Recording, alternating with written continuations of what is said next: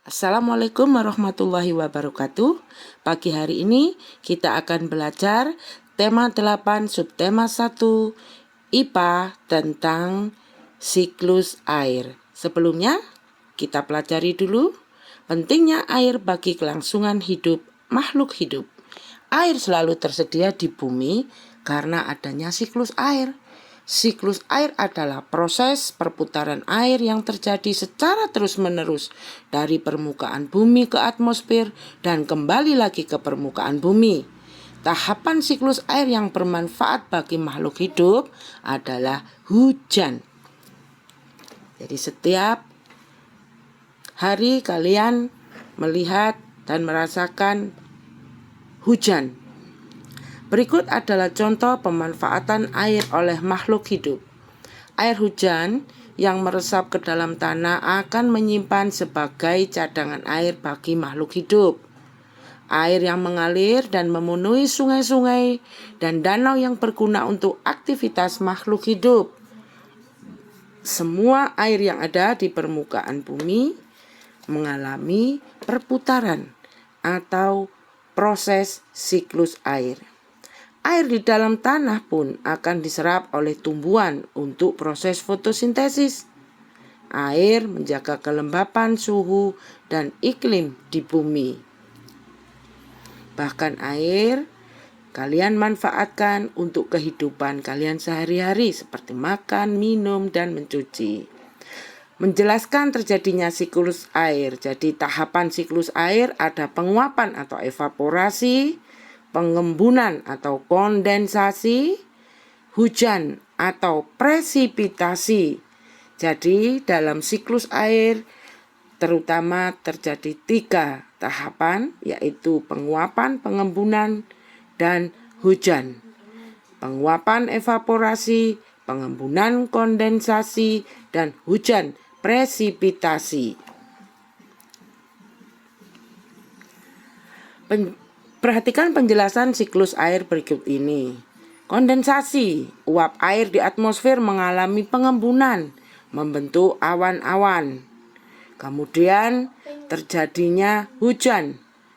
Evaporasi, air di permukaan bumi mengalami penguapan oleh panas. Jadi di sungai itu menguap, namanya evaporasi. Kemudian uap air menuju ke atmosfer, naik, membentuk awan-awan yang semakin tebal mengandung banyak titik-titik air dari evaporasi tadi dan akhirnya saling bergesekan. Terjadilah hujan. Setelah aliran air dari hujan atau salju yang mencair bergerak menuju danau atau lautan, terjadilah presipitasi atau titik-titik air jatuh menuju permukaan bumi dalam bentuk lautan atau salju.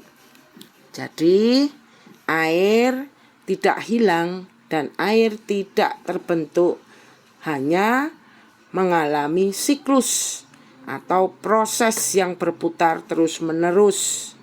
Ya, jadi dari bumi naik ke awan, kemudian menjadi hujan jatuh ke bumi. Bagaimana menjelaskan keberadaan air di permukaan bumi? Di daratan, air hujan dapat langsung mengalir ke sungai atau danau, dan ada juga yang diserap oleh tanah. Proses penyerapan air ke dalam tanah inilah yang disebut infiltrasi.